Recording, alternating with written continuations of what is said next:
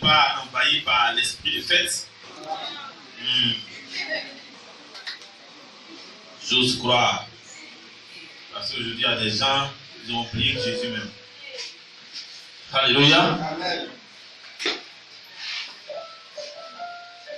Je remarque des chaises vides là. Il y a des têtes même qu'on ne voit même pas. Depuis décembre, il y a des têtes même qu'on ne voit pas facilement. Les têtes qui commencent à être rares. Elles sont de faire quoi? Programme de fin d'année. Est-ce qu'il y a un programme de fin d'année? Il n'y a pas de programme de fin d'année, c'est Jésus qui fait son programme. Alléluia. C'est Jésus qui fait son programme. Est-ce que toi tu as un programme? Regarde ton voisin, est-ce que toi tu as un programme? C'est Jésus qui fait son programme. C'est ça. Ce que toi tu veux faire là, si Jésus ne veut pas, toi tu peux rien faire. Vrai ou faux? Quand les gens ont fait l'année, c'est des sortes de faire programme. Toi tu as un programme? Tu n'as pas de programme? Alors, les gens qui ont fait un programme, actuellement, ils sont à l'hôpital. C'est le problème de l'homme, quoi. Et tant qu'eux, ils n'ont pas vu, ils n'ont pas connaissance au mal. Ils ne peuvent pas se rendre compte que c'est Dieu qui la commence. Tu n'as pas de programme. Donc, quand on parle de Dieu, au moins, on peut parler de Dieu, là, sa tête, il parle quoi? Mais moi, j'ai assis, il y a des gens qui se lèvent, qui disent quoi? Mais quand ça, dans le fait d'un programme. Tu n'as pas de programme, hein? Tu n'as pas de programme. Si tu as vu que avant tu as fait un programme, puis tu as fait un programme là, parce que Jésus n'a rien dit. Mais si Jésus dit pas, tu vas faire un programme. Alléluia. Amen. Tu demandes de ne pas être absent pendant les fêtes. Il y a beaucoup de choses vides là. Alléluia. Vos gens de celui là, ils sont là. Est-ce que vos membres de celui sont là? Toi, tes membres sont là. Ils ne sont pas tous là. Il faut leur demander celui pourquoi ils ne sont pas venus. Il faut le voir. Alléluia. Parce que ce n'est pas bon de manquer que des dimanches. Les dimanches, c'est un jour consacré, mis à part, consacré à Dieu. C'est-à-dire que si tu as manqué, vraiment c'est lié à une situation qui ne dépend pas de ta volonté. Si tu ne peux rien faire, tu es obligé de rester à la maison, tu es obligé de faire quelque chose. Parce que la situation t'a poussé. Mais dimanche là, quand tu t'amuses à rater dimanche, c'est qu'il y a des règlements à faire encore en toi. Comme l'appareil là, on va dire régler. Alléluia. Gloire à Dieu. Amen. Regarde quelqu'un que toi, ça lui dit, bénis-le et dis-lui de bonnes paroles.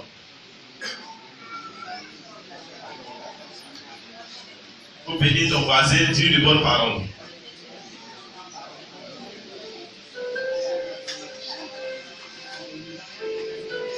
Alors, toi, tu n'as pas voisin. Alléluia. Gloire à Jésus. Nous allons en fin d'année et de plus en plus nous devons manifester notre amour pour Jésus. Parce que plus les années passent, plus tu t'approches du ciel. Bon, c'est pas ce que tu vas au ciel. Quand tu vas au ciel, non? Alléluia. Oui, c'est ça. Quand tu comptes tes années, tu dis j'ai une année de plus, c'est que tu as une année de moins. Une année de plus, mais tu as une année de moins. Donc tu t'approches de plus en plus de là-bas. Ah, c'est pas ça. C'est comme ça qu'on voit la chose. Donc tu es en train de fêter, oui. Là-bas aussi on fait, on dit le jour tu as venu à quoi. Alléluia. Gloire à Jésus. Et donc vraiment il faudrait que on soit vraiment proche de Jésus. Plus les années passent, plus Dieu t'a fait la grâce d'être vivant, d'être parmi les hommes, les autres. Il faut être reconnaissant. La reconnaissance donc, doit commencer par là. Être reconnaissant parce que tu n'as pas été meilleur vraiment que les autres qui sont partis. C'est sérieusement. Il y en a qui n'ont pas reçu Jésus, qui n'ont pas connu Jésus. Ils n'ont pas connu Jésus. Et c'est pourquoi c'est une grâce. Quand tu as connu Jésus là, il ne faut pas jouer avec. Mais c'est une grâce. Toi, Dieu t'a fait donner l'opportunité de connaître Jésus. Eux, ils n'ont pas connu. Et puis, paf, quelque chose est venu les surprendre. Surprendre comme ça. Et toi, tu es là. La parole de Dieu est là. Chaque dimanche, tu es là. Tu as dit, tu dois crier au comme la chanson. Il ne faut pas regarder tes attentes. Tu as besoin de ceci, tu as besoin de cela. Pour oublier ta vie. Gloire à Jésus. Pour oublier ta vie, il ne faut pas oublier ta vie. Quel que soit ce que tu attends de Dieu, sache qu'il y a une chose au-dessus de tout, c'est ta vie. Ça, seulement, tu ne dois pas la perdre. Tu ne dois pas la perdre, pas du tout. Alléluia. Amen. Gloire à Jésus. Est-ce que tu es avec moi? Amen. Nous prions le Seigneur et nous nous recommandons la parole de Dieu.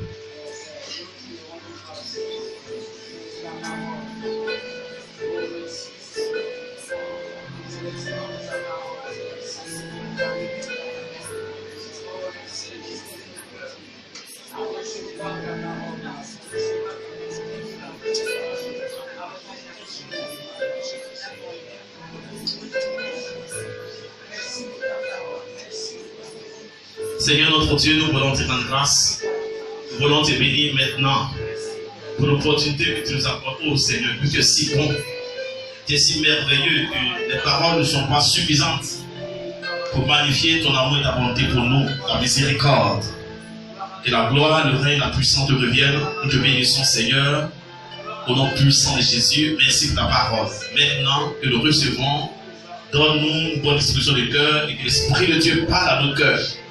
Oh, l'Esprit de Jésus, tu es si merveilleux et nous voulons être dans ta présence. Nous aimons ta présence. Nous voulons délecter de ta présence, de ta sainte présence, ta présence vivifiante, Seigneur notre Dieu. Cette présence qui renouvelle notre esprit, qui renouvelle notre corps et qui nous donne la force, qui nous donne le moral, notre Dieu. Règne puissance à toi, au nom de Jésus-Christ. Amen. Amen. Alléluia. Amen. Nous sommes toujours dans le message de l'évangélisation. Et donc, nous devons nous disposer à être des bons évangélistes. Le thème ce matin, c'est la nécessité d'annoncer l'évangile. La nécessité d'annoncer l'évangile.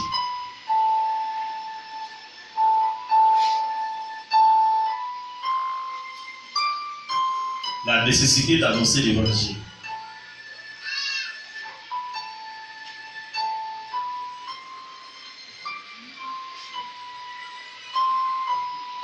Corinthiens 9, le verset 16 à 17.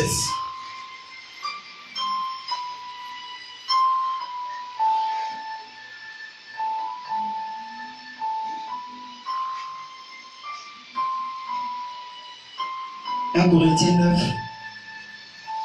le verset 16 à 17.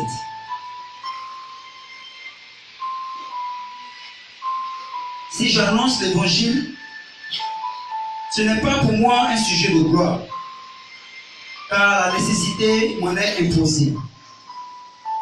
Et malheur à moi, si je n'annonce pas l'évangile. Si je le fais de bon cœur, j'en ai la récompense. Mais si je le fais malgré moi, c'est une charge qui m'est confiée. Amen. Alléluia. Si j'annonce l'évangile, ce n'est pas pour moi un sujet de gloire, car la nécessité m'en est imposée, et malheur à moi, si je n'annonce pas l'évangile, si je le fais de bon cœur, j'en ai la récompense. Mais si je le fais malgré moi, c'est une charge qui m'est confiée. Alléluia. Ici, vous voyez que c'est Paul qui parle. Il parle de la nécessité d'annoncer l'évangile. La nécessité d'annoncer l'évangile. L'évangile. Et si j'annonce l'évangile, pour lui, ce n'est pas un sujet de gloire. Dis donc, ce n'est pas pour s'enorgueillir. Ce n'est pas par fierté que lui, Paul, il annonce l'évangile. n'annonce pas l'évangile par complaisance.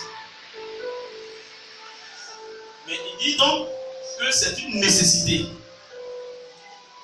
Annoncer l'évangile est une nécessité. Ça s'impose à lui. Cette nécessité s'impose à lui, Paul. Et cette nécessité s'impose à nous aussi.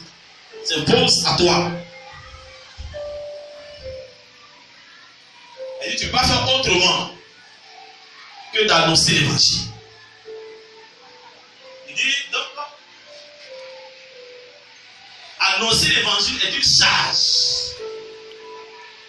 est une responsabilité, est un service, une charge bien confiée. C'est une charge. Donc, l'évangile de Jésus-Christ, annoncer l'évangile de Jésus-Christ est pour le chrétien, pour toi et moi, une responsabilité, une charge. Et il dit, on n'a pas besoin, on n'a pas dit, bon, je vais annoncer l'évangile, je ne vais pas me payer. Non. Ne cherche pas ce qu'on te paye pour que tu annonces l'évangile. Jésus ne m'a pas donné l'argent, je n'annonce pas l'évangile. Tu ne cherches pas à ce qu'on te paye. Il n'y a pas de salaire. Il n'y a pas dit que non, il faut qu'on me paye pour que j'annonce l'évangile. Parce qu'il dit que c'est une charge, il dit que c'est une fonction, c'est un service. Et ce service-là, ne doit pas chercher, on ne doit pas chercher de rémunération pour le faire. Le fait que tu es devenu toi-même chrétien par l'évangile, par la parole de Dieu. Donc tu dois le faire de bon gré. Tu dois le faire volontairement. C'est ce qu'il dit. Volontairement. On ne doit pas t'obliger. Mais tu dois te sentir obligé. On ne doit pas te l'imposer. Mais tu dois te l'imposer toi-même. Donc celui qui s'impose d'annoncer l'évangile accomplit sa responsabilité en tant qu'enfant de Dieu, en tant que chrétien, de sauver les autres. Ça, quand on arrive à ce niveau-là, ou bien quand on comprend cela, c'est qu'on est devenu réellement chrétien. C'est que Jésus est venu habiter notre cœur. La première des choses qui se passe, ou bien qui se manifeste dans le cœur d'un homme, quand il est réellement attaché, ou il a reçu réellement Jésus, c'est d'aller annoncer ça aux autres. On ne peut pas accepter Jésus, avoir Jésus, et puis ne pas avoir cette charge. Sentir cela comme une charge.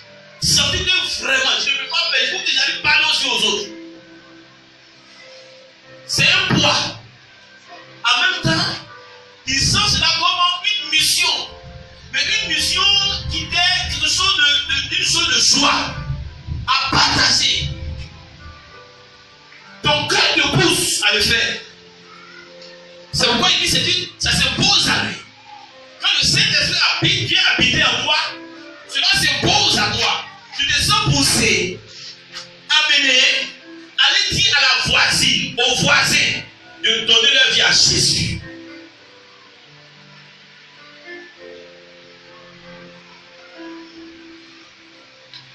Il faut donc regarder, prendre cela comme une règle de ta vie.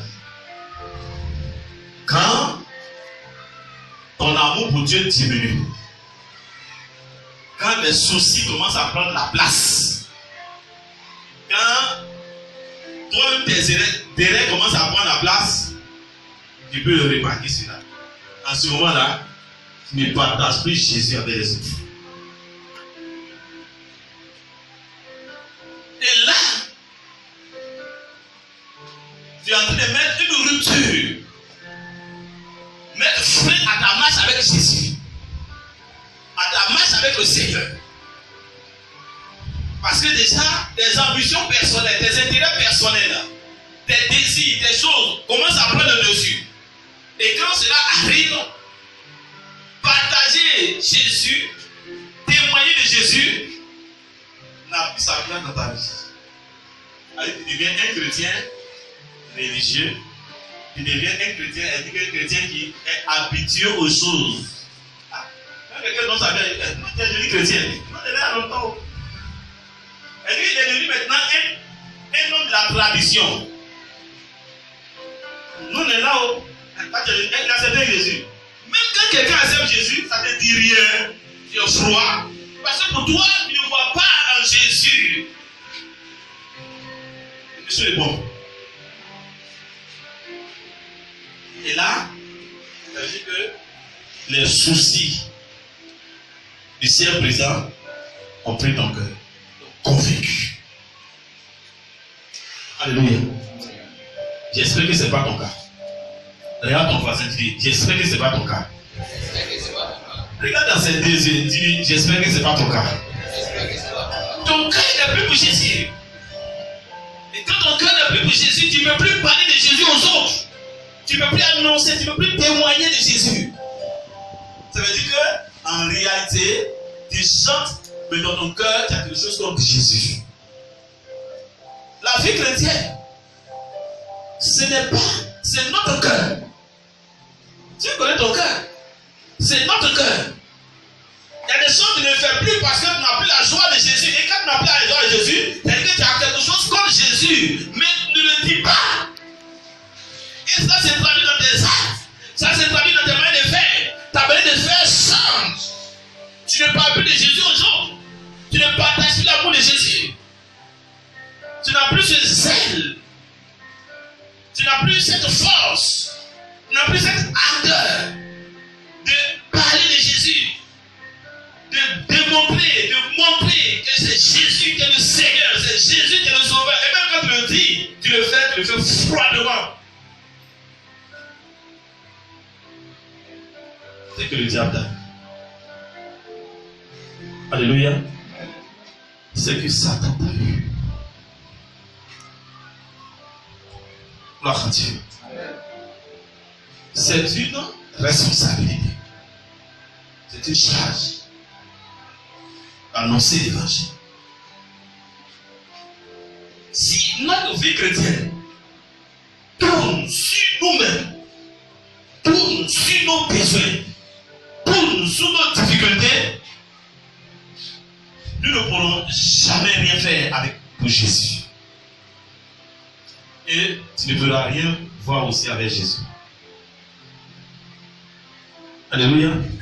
Est-ce que tu es là? À un moment donné, prends les fardeaux de Jésus.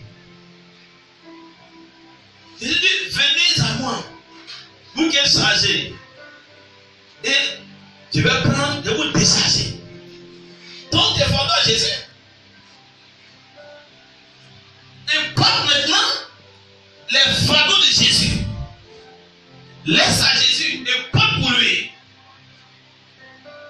Il y a un temps pour ça. Quand tu es devenu nouveau chrétien, on te fait bébé. Et quand tu fais bébé, on fait comme ça, on te baisse. À un moment, on ne te baisse plus. Tu dois maintenant toi-même apprendre à porter maintenant les fardeaux de Jésus. Porter maintenant les charges de Jésus. Les porter. Et quand tu vas le porter, c'est là que tu vas voir la main de Dieu dans ta vie. Tu vas voir le Seigneur travailler pour toi. Tu vas voir le Seigneur faire des miracles pour toi. Des choses pour lesquelles tu n'as même pas prié. Ce n'est pas toujours prier. C'est bon de prier. Mais porte les fardeaux de Jésus. Gagne les âmes pour Jésus. Annonce l'évangile. Laisse pour toi là. Laisse de te soucier pour toi. Laisse de mettre pour toi devant. Parce que Jésus n'a pas fait pour toi, toi tu ne fais pas pour Jésus. Il y a des gens, c'est leur prière. Quand il dit Seigneur, tu n'as pas encore fait pour moi là. Je ne fais pas pour toi. Mais il ne faut pas faire.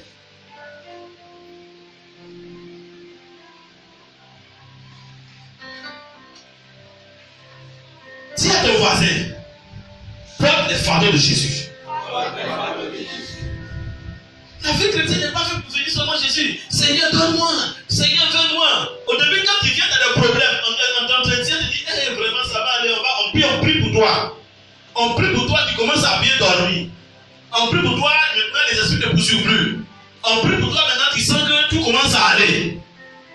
Mais à un moment donné, toi-même là, prends maintenant la responsabilité de marcher avec Jésus et de porter maintenant les fardeaux de Jésus. On ne va plus venir te faire gain. Alléluia. C'est ça qu'il parle. Il dit, la charge lui est confiée. Elle se pose à lui. Il n'a plus besoin d'aller voir Jésus. Il n'a plus besoin d'aller voir les apôtres. Il n'a plus besoin d'aller voir telle ou telle autre personne. Il n'a plus besoin d'aller consulter. Il n'a plus besoin de consulter le pasteur ou aller évangéliser. Il n'a plus besoin de me voir. Il n'a plus besoin de venir voir un responsable de l'église. Non. De consulter personne. Toi-même, prends sur toi tout ce qui peut être un fardeau. Le fardeau de Jésus. Tout ce qui peut être cher à Jésus. Et mets-toi à l'œuvre. Alléluia. Mets-toi à l'œuvre. Donc la nécessité m'en est imposée. Et il dit malheur à moi. Donc il dit que c'est un homme mature qui parle.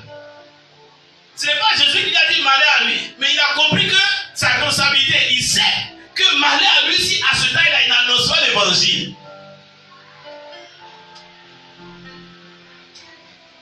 Alléluia. Est-ce que tu comprends que malheur à toi si toi tu n'annonces pas l'évangile? Combien de temps tu es en train de dire Seigneur, il faut faire. Seigneur, il faut faire. Là, c'est ton mot que tu connais dans la prière. Seigneur, il faut faire. Seigneur, fais.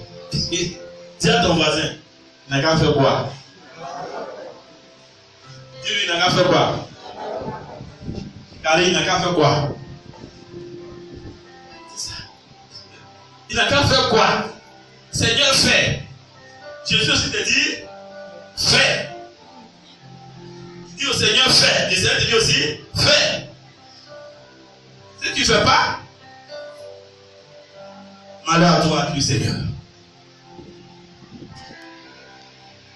Si nous n'annonçons pas l'évangile, nous n'annonçons pas l'évangile, comment les menteurs, les voleurs, les brigands, les sorciers, les méchants, les impudiques, les adultères, ceux que vous voyez à minuit, à 22h dans les carrefours en train de lancer les foulards, comment ces personnes-là seront sauvées?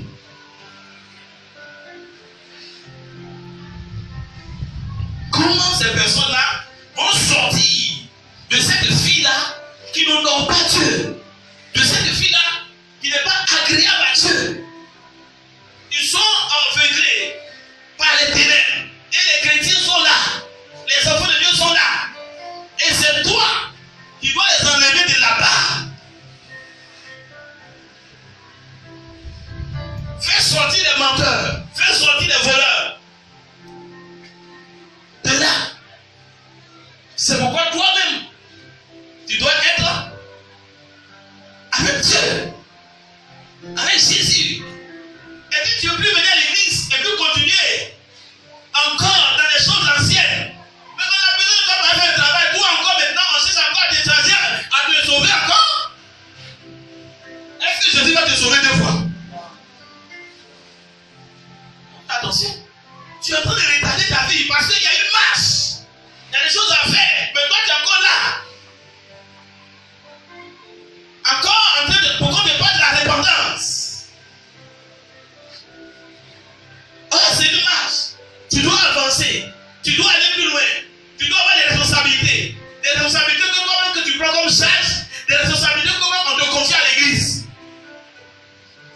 Mais si tu es encore là-bas, et puis tu veux bénédiction, oh bien aimé, ne vous laissez pas conduire par les gens qui vous bénissent.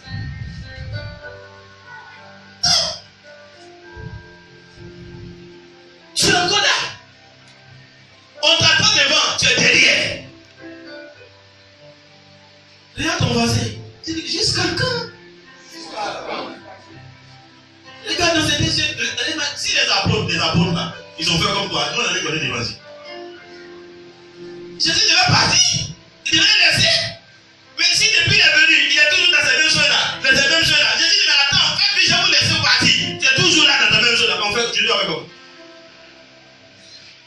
Alléluia. Regarde ton voisin, il dit, faut pas regarder ton voisin.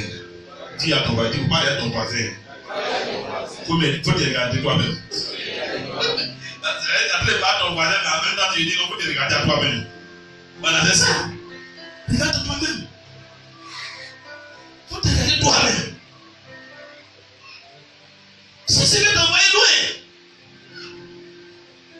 Et tout ce que tu vas faire pour Jésus, à ces choses sont attachées. La bénédiction, la grâce de Dieu, le salut, des choses étonnantes. Alléluia. Amen. Dis, annoncer l'évangile pour moi est une nécessité. Annoncer l'évangile pour moi est une nécessité. Cette nécessité t'en est imposée. Alléluia. Ça s'impose à toi. Imposé. Pas Jésus qui vient imposer. Pas les apôtres qui ont imposé.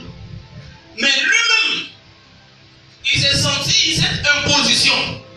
Il s'est imposé lui-même. Il dit, ah, malheur à moi si je n'annonce pas l'évangile.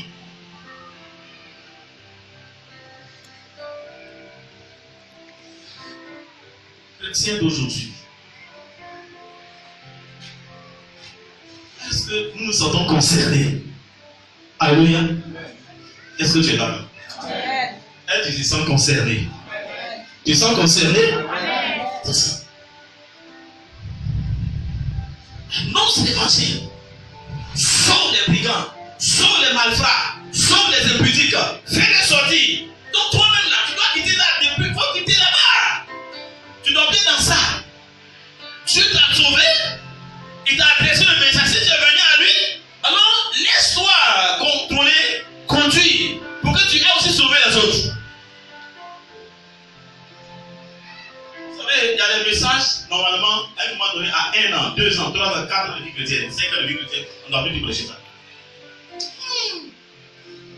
Quand il est converti, il y a des messages, pas que je ne écoute pas, mais ça ne dit plus rien.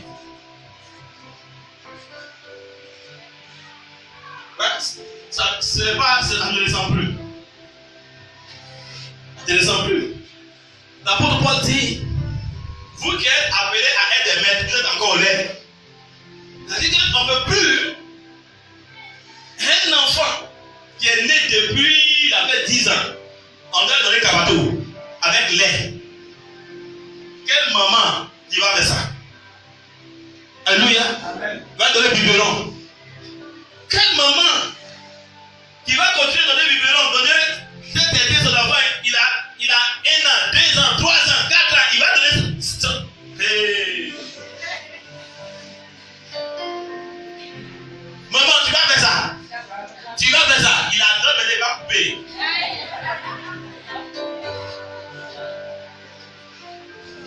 C'est un faux. Mais pourquoi vous voulez faire ça en Christ? Hein? Pourquoi vous voulez faire ça en Christ? Il y a des enfants qui ont temps. Attends.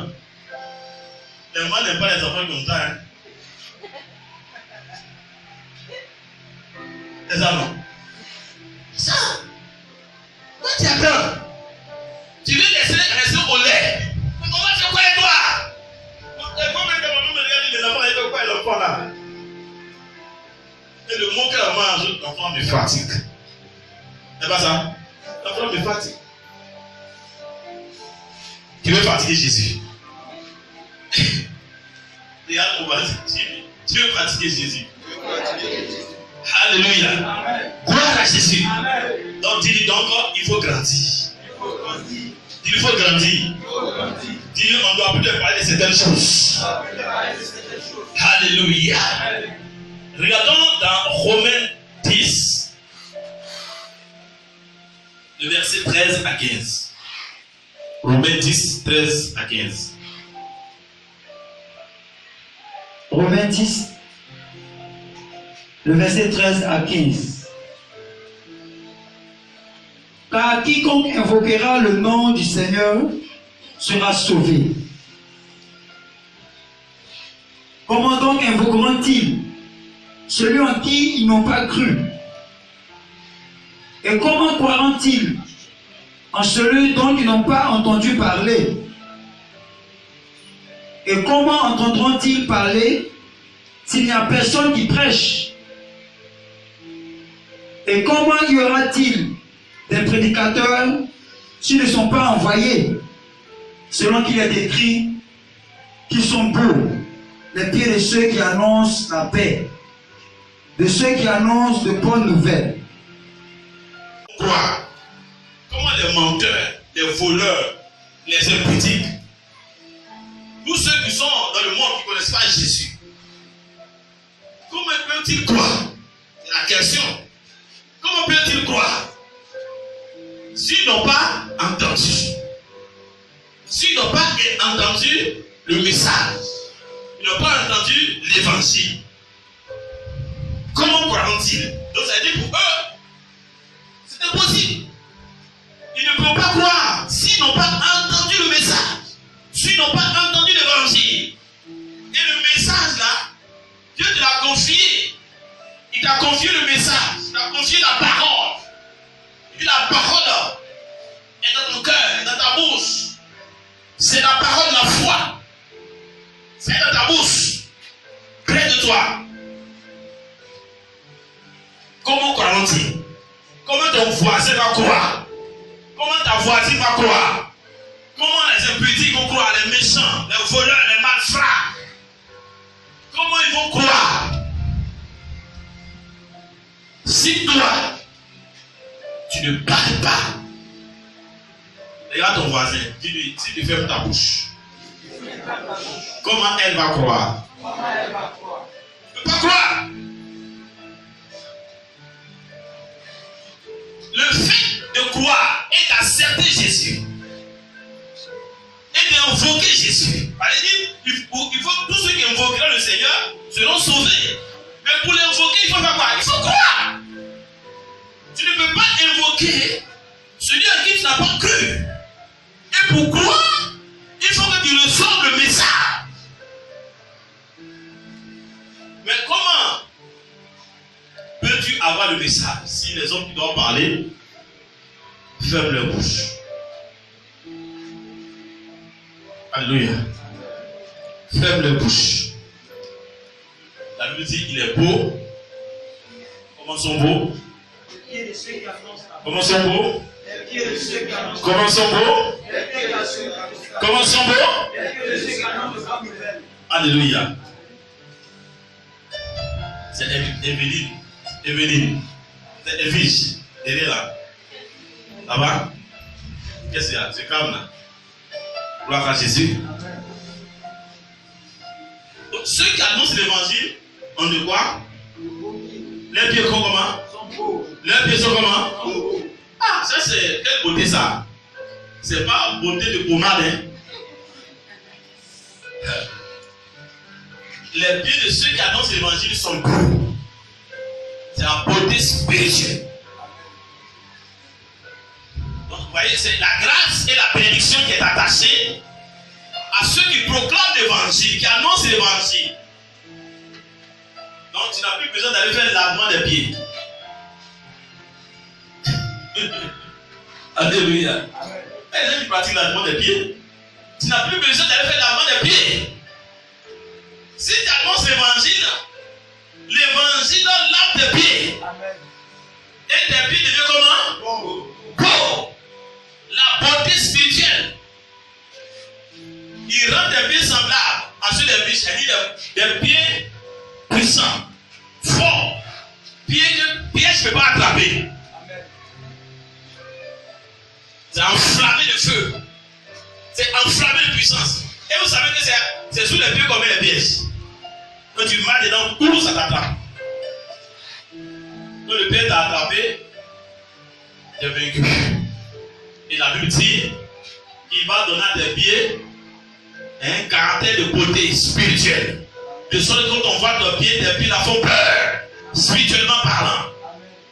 La gloire de Dieu est sur tes pieds. Ça, on ne prie pas pour l'avoir, on évangélise. Voilà, c'est une décision. Ah, tu as prié pour avoir tout là.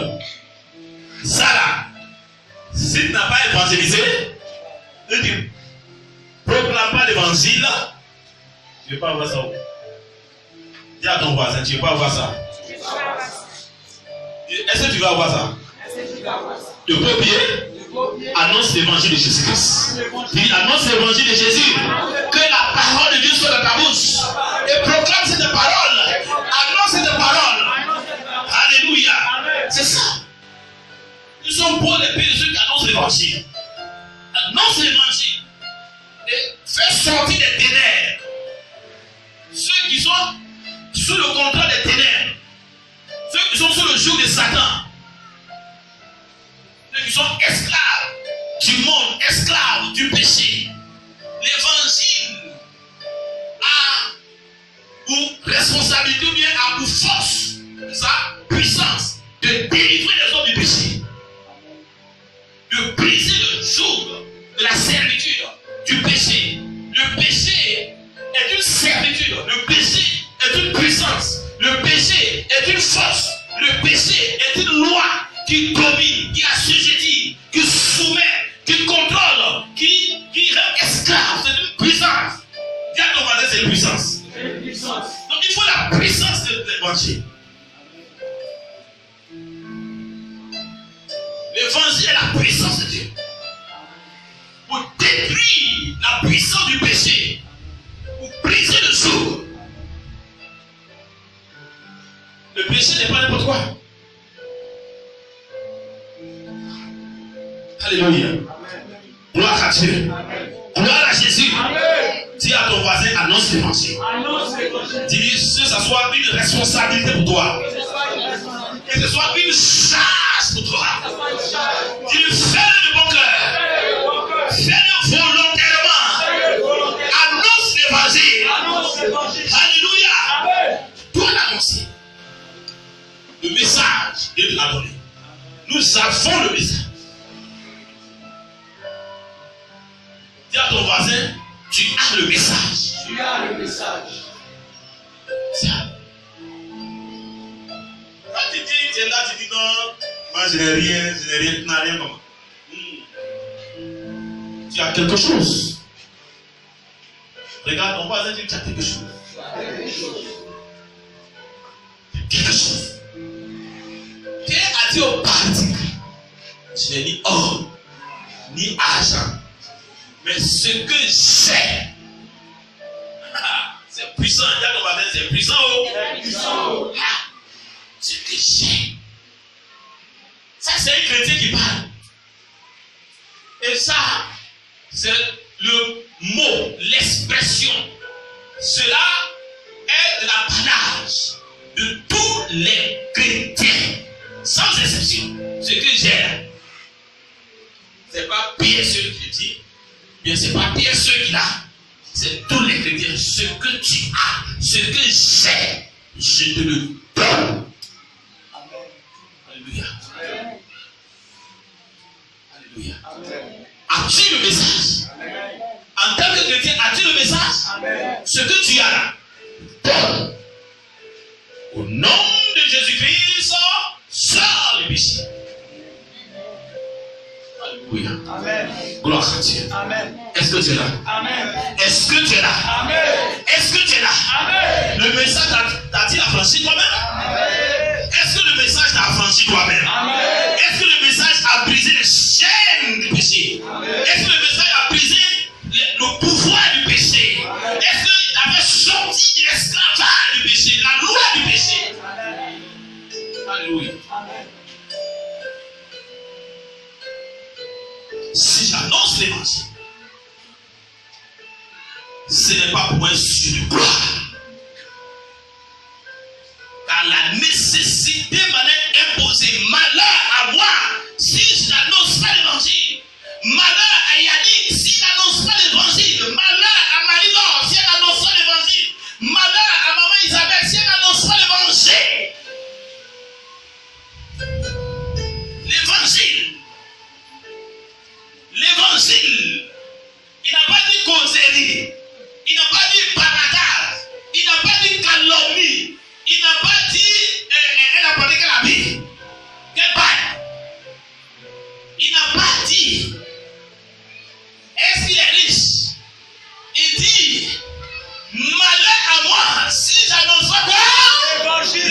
l'évangile. L'évangile de Jesus Christ. Alléluia. Amen. Il dit, tu n'as rien. C'est Jésus. Va parler. Et tu vas voir. Si tu es chrétien ou bien tu n'es pas chrétien. C'est pas ici que tu parles des chrétiens seulement l'église, tu parles. Ici on vient se ganguer. On vient se ganguer. C'est ça, on se gangue. Par la prière, on se gangue. Par les enseignements. Et ça on appelle fortifier là. Dans le monde on appelle ça gangue. On vient se ganguer. Mais là quand tu vas te ganguer là, tu vas dehors. Pour aller faire quoi? Essayer. Pour aller démontrer dehors. La vie chrétienne, c'est pas ici, c'est pas dans les cours de l'école là, tu dis Jésus. Non, c'est pas ici. La vie chrétienne, c'est dehors au marché, là où tu es. Au lieu de travailler partout, c'est dehors. On doit voir si tu es chrétien. Ah, si c'était ici, si que les chefs là sont des chrétiens, les chefs là, ils vont jaloux. Pas même dans le dimanche n'est pas là. Les humains, les chrétiens ne sont pas là, mais les chefs sont là. Bravo. Donc, ta chaîne est plus fidèle que toi. On choisit des chaînes, ils t'assoient spécialement ici. Mais attention, la chaîne va témoigner comme toi au ciel. La chaîne dit toujours, il n'est pas venu aujourd'hui. Il n'est pas venu aujourd'hui. Tout ça, Dieu attend. Elle n'est pas venue aujourd'hui. Elle n'est pas venue aujourd'hui. Qui va s'asseoir sur moi? Devant Dieu, la chaîne dit, Seigneur, ça fait 500 fois que je ne sais pas assis sur moi en église. Alléluia. Amen. Gloire à Dieu. Ah. Dis à ton mari, c'est vrai ou? Quand tu viens de la chaîne va te parler ou? Comme l'âme de Balaam. Elle te parler ou? Quand tu viens ta chaîne, dis, hé, toi là, on dit, t'as sur moi. Infidèle. C'est là effrayé. Dis à ton voisin, change. Et annonce l'évangile. Et parle de Jésus-Christ. Vis comme un chrétien. Tu vas voir si réellement Jésus n'est pas en toi. Comment tu peux savoir? Quand tu vas parler de Jésus. Tu vas prier pour les malades. Quand tu vas parler, le Saint-Esprit va commencer à se manifester. Quand tu ne parles pas, tu ne sais pas que l'Esprit dit en toi. Donc il faut vérifier si Jésus est en toi. Quand tu vas commencer à parler, le Saint-Esprit va commencer à se manifester. Tu lèves plus sans que tu dois prier pour elle. Tu lèves, quelque chose va se passer s'il y a un problème dans sa vie. Et quand tu poses les mains, tu pries. Il dit, mais dans ma colonne vertébrale, il y avait une douleur. Quand il partait, tu avais mal au pied. Vous pensez que Jésus doit résoudre le problème d'abord? Allez, moi même, tu es malade, tu ne descends pas, et puis tu viens prier pour les gens. Tu vas comme ça. Alléluia. Amen. On a dit Jésus, papa. Vois. Mais l'esprit de Dieu, non. Tu vas. Au moment où tu parles, le Saint-Esprit se manifeste. Et puis tu sens qu'il a vraiment.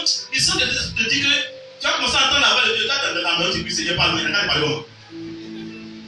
Parle-moi. Il n'y a qu'à dire à la cuisine. Non. Et toi, tout ton travail, c'est plagani. Il va te dire quoi? Va. Quand tu vas aller devant le malade, tu as entendu parler de Jésus, et puis le Saint-Esprit dit, hier, quand il a dormi là dans ton cœur, tu t'es foutu.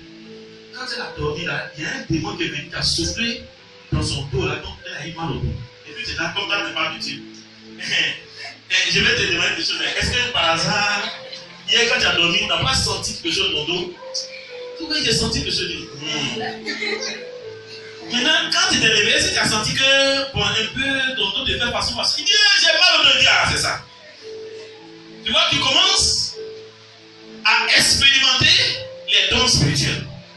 Ah, c'est ça. Parce que le Saint-Esprit m'a dit que un démon a soufflé dans ton dos et ça fait que tu as eu mal au dos. Ah, c'est vrai. On va prier pour moi. Et quand tu pries, le mal fait pas. Ça fait. Jésus est là. Et toi-même, ta foi fait comment? Ta foi fait comment? Si tu n'avais pas le vieux on dit ça va passer. Mais s'il a guéri l'autre, moi-même, là, il va me quoi? Il va me guérir. Et ton mal va partir. Alléluia. Gloire à Jésus. Donc le chrétien doit aller expérimenter son Jésus dehors. Tu ne pourras jamais voir la puissance de ton Dieu qui est en toi.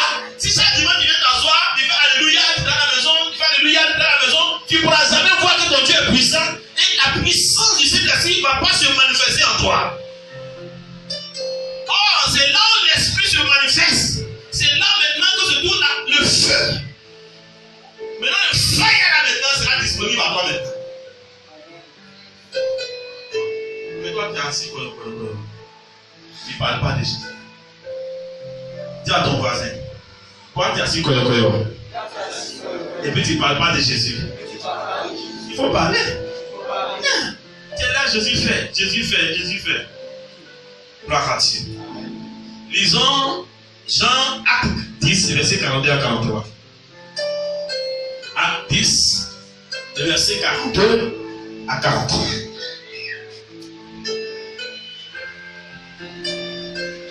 Nous lisons la parole de Dieu.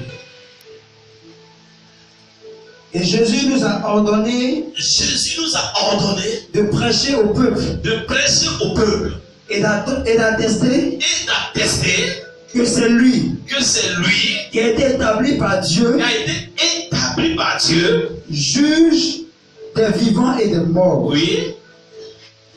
Tous les prophètes rendent de lui le témoignage que quiconque croit en lui reçoit par son nom le pardon des péchés. Alléluia. Il dit Jésus nous a ordonné de prêcher que c'est lui que Dieu a établi. Il nous a ordonné. Il nous a ordonné. C'est bien qu'il faut le parler.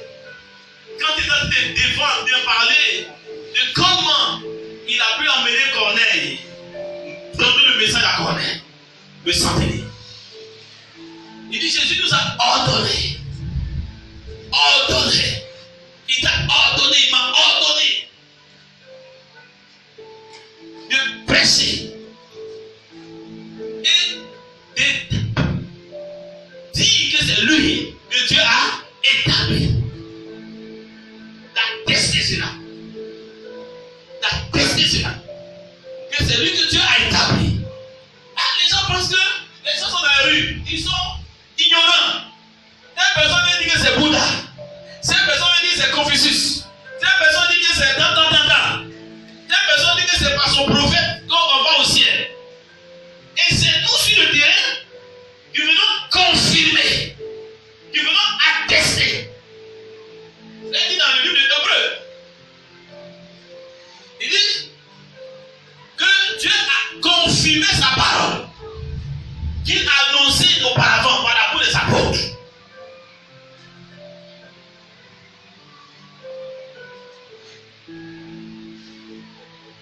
Il confirmait sa parole. Donc les apôtres partaient sur le terrain pour confirmer la parole, pour attester la parole.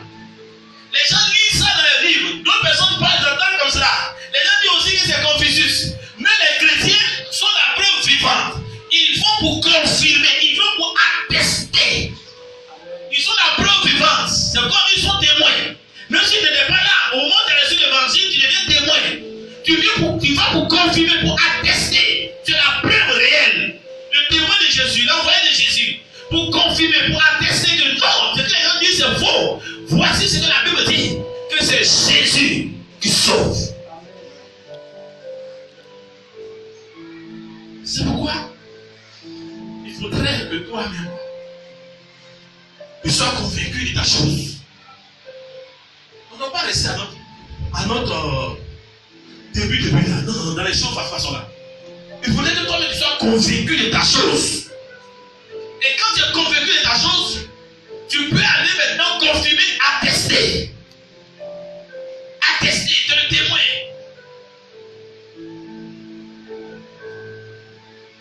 Celui qui atteste. Celui qui confirme. La Bible dit dans 2 Corinthiens, comme si Dieu exhortait par nous. Comme si Dieu parlait par nous. Donc tu viens comme l'envoyé de Dieu. Tu viens comme le représentant de Dieu, l'ambassadeur de Dieu. Pour dire ce que la Bible dit est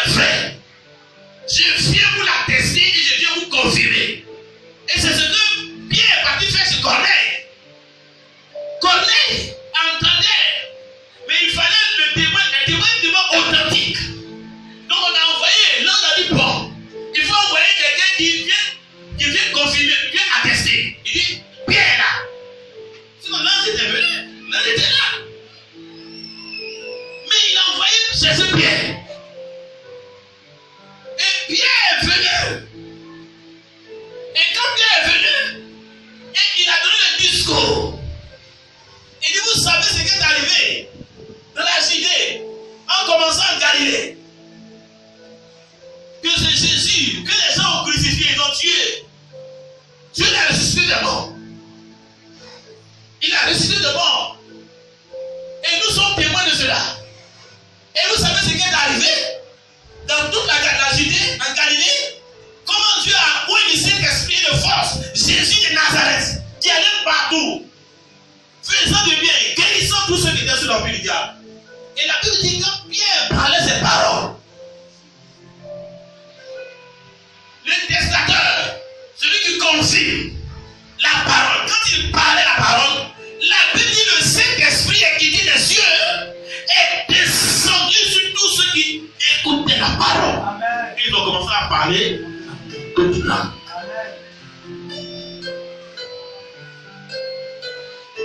Quand ils écoutaient le messager, celui qui avait le message, qui avait la parole, celui qui est chargé d'annoncer la parole, de prêcher la parole, alors l'esprit va se mouvoir, descendre en eux, et ils vont commencer à parler à d'autres. Ils vont dire, donc les païens, eux aussi, ont reçu la repentance et le pardon des péchés.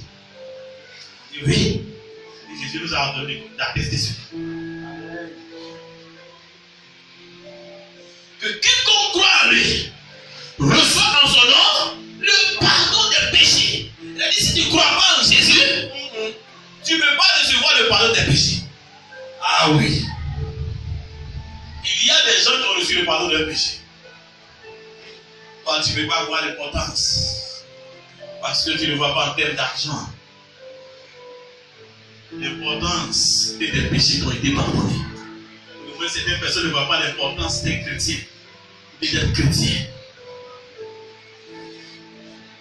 C'est-à-dire quelqu'un qui a ses péchés pardonnés. Tu ne portes plus la peine de tes péchés. Il n'y a plus de culpabilité sur toi. Vous savez, tu peux être coupable devant la justice des actes reconnus par la justice. Tu peux ne pas le moment condamné, mais à tout moment, on peut t'emmener en procès.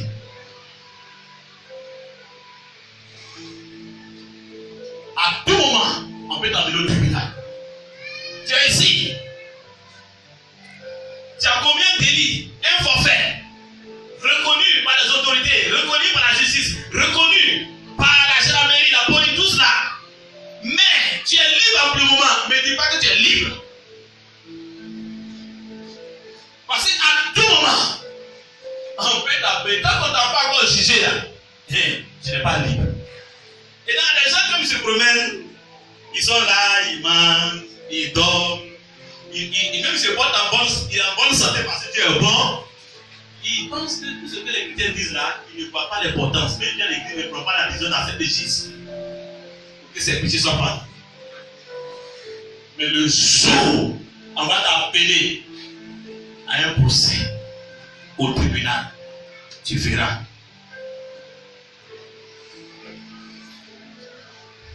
Alléluia.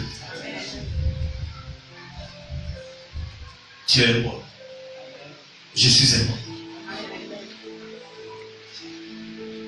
Personne ne peut recevoir le pardon de ses péchés s'il n'a cru en Jésus, s'il n'a accepté Jésus. Quand tu acceptes Jésus, Jésus décharge des fardeaux, décharge des péchés. Tu ne portes plus la charge de tes péchés. Personne ne peut te condamner, ne peut t'amener en procès pour dire que tu es condamnable. Donc tous ceux qui vivent et qui se promènent ne sont pas tous des hommes libres.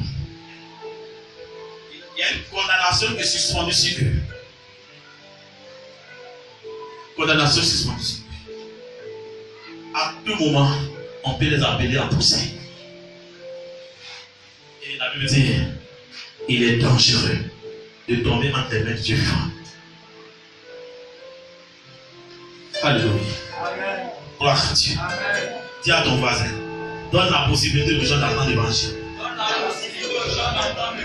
Et leur permet de croire afin d'avoir le pardon de leurs péchés. Si tu n'as pas le pardon de tes péchés, c'est pas pour toi. Le monde n'a pas eu comme voiture, n'a pas encore eu ton mari, mais tes péchés te sont comment? Pardonnés. Tes péchés te sont comment? Pardonnés. Tu es gagnant. Tu es gagnant. Elle dit en plus de cela maintenant, voiture peut venir, mariage peut venir, succès peut venir, travail peut venir. Il y a une garantie pour toi. Le péché n'est pas pardonné. Il porte encore la charge. Bon bagage. Qui a un sac à main? Alors, donne-moi ton sac là. C'est pas trop beau. C'est pas comme ça. C'est comme ça, pas mal beau. Tu peux mettre ça comme ça. Péché dans ton dos. Là, tu ne vois pas spirituellement ça dans ton dos. Tu peux. Et puis, tu penses que c'est les trucs qui font du mal. Les gens n'aiment pas. Les gens sont comme moi. Les gens n'aiment pas. C'est ton péché qui est dans ton dos là. C'est ton problème. Alléluia. Tu portes ça à fardeau. Tu lui dis, je vais te décharger. Tu dis non, je ne veux pas. Je vais te décharger. Non, je ne veux pas. Je ne veux pas. Il n'y a pas de problème. Je suis là. Mais tu portes encore ça. Je dis non, venez à moi. Vous êtes fatigué, chargé. Il vous décharger. Il dit non, moi-même je ne veux pas. Il n'y a pas de problème. Il n'y a pas de problème. Mais encore maintenant, il n'a plus rien maintenant. Il marche comme ça. Venez à moi. Non, je ne veux pas. Je ne veux pas. Maintenant, il marche comme ça. Dis à ton voisin.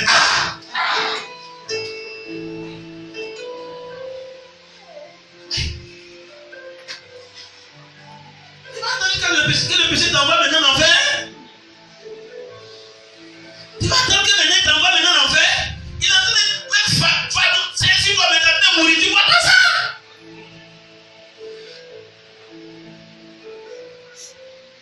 N'attends pas la finalité. Quand tu examines ta vie et que tu regardes comment ta vie est, tu sais que tu es chargé et fatigué. N'attends pas la finalité. Dis à ton voisin, n'attends pas la finalité. Parce que la finalité est grave. On ne peut plus rien. On ne peut plus rien. On ne peut plus rien. On ne peut plus rien. On ne peut plus rien. Alléluia. C'est ça. Gloire à Jésus. Donc il faut aller annoncer l'évangile. Pour que ceux qui sont dans le monde là soient sauvés. Et qu'ils aient le pardon de leurs péchés. Alléluia. Amen. Gloire à Dieu. Amen. Nous allons lire notre texte. Lisons Luc 16. Luc 16.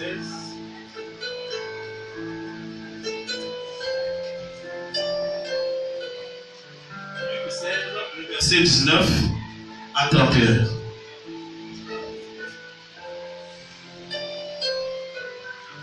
Luc 16. Le verset 19 à 31. Il y avait un homme riche. Il y avait un homme riche. Qui était vêtu de pourpre. Et de fin lin. Et qui chaque jour. Menait joyeuse et brillante vie. Oui. Un pauvre. Nommé Lazare. Était couché à sa porte. Couvert d'ulcère. Et désireux de se rassasier des miettes qui tombaient de la table du riche. Et même les chiens venaient encore lécher ses ulcères. Le pauvre mourut. Et il fut porté par les anges dans le sein d'Abraham. Le riche aussi mourut. Et fut enseveli. Dans le séjour des morts, il leva les yeux. Et tandis qu'il était en proie au tourment, il vit de loin Abraham, et Lazare dans son sein. Le verset 24. Il s'écria, Père Abraham, aie pitié de moi. Et envoie Lazare. Pour qu'il trempe le bout de son doigt dans de l'eau et me rafraîchisse la langue. Car je souffre cruellement dans cette flamme. Arrête-toi là. Je souffre cruellement dans cette flamme. Aïe! Dis à ton mari, aïe! Comment tu es développé pour arriver là-bas? qui veut souffrir cruellement dans cette femme. Alléluia. Alléluia. Est-ce que tu es là? Hey, c'est pas. Deux hommes. On a deux candidats ici. Deux candidats qui sont sur la terre. Un s'en va au ciel, au paradis. L'autre s'en va à l'enfer. Il dit, Lazare, le pauvre, il n'est pas allé au ciel parce qu'il est pauvre. Lui aussi n'est pas allé en enfer parce qu'il est riche. Mais ça dépend de la vie que les deux ont mené sur la terre. Sur la terre. Dieu n'est pas injuste pour condamner le riche parce qu'il est riche et de prendre le pauvre parce qu'il est pauvre. On ne dit pas que c'est parce qu'il est pauvre qu'il est sauvé. Non, ça n'a rien à voir avec cela. Parce que Lazare